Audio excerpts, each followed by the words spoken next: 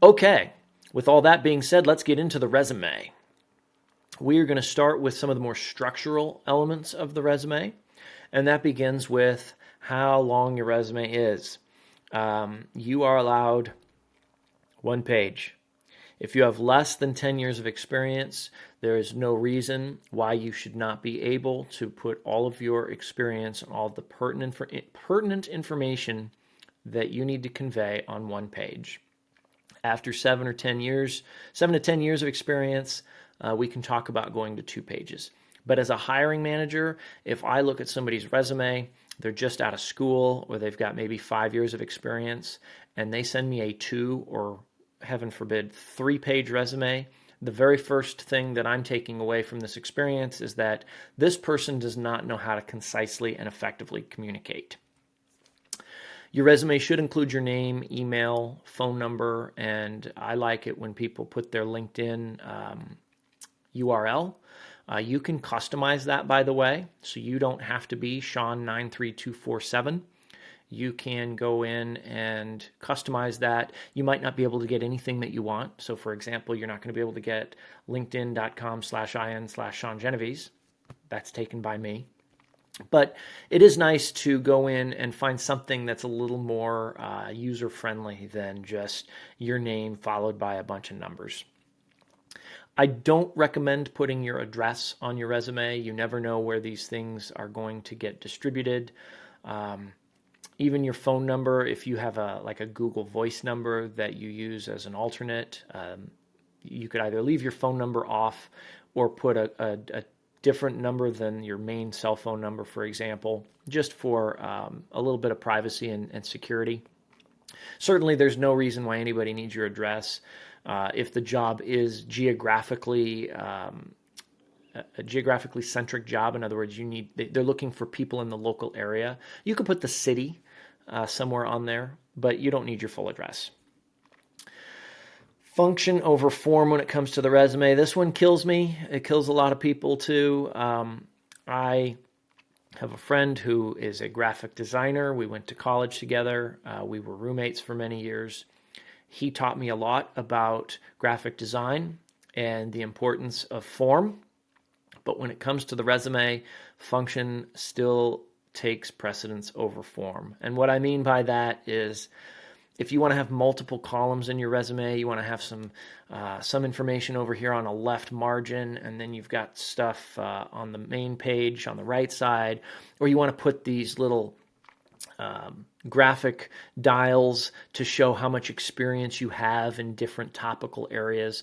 All of that stuff is very visually appealing, but it doesn't play well with the structure of how resumes are processed. So most companies now are going to have you upload that resume into a system where it is going to parse that data. It's going to scrape the content and try to capture the relevant information, and maybe even try to put it into fields in their HR hiring system. So that's going to be a lot easier if your resume is very functional. So you're going to list the place that you've worked, the location perhaps, the job title that you had, your responsibilities.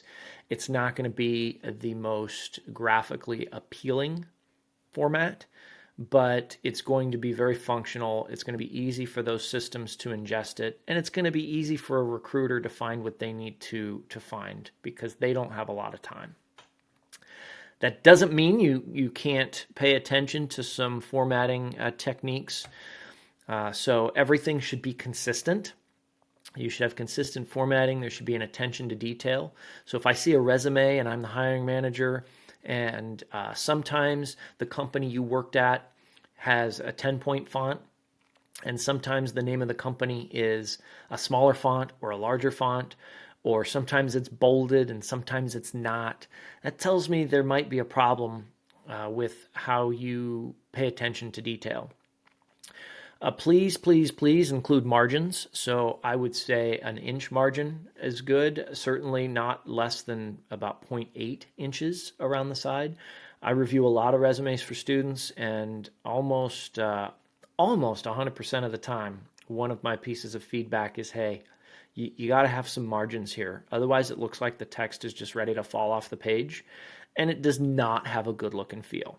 So we're not going to maybe go and make this cartoon art, but we do want it to look nice. We want it to have a consistent look and feel.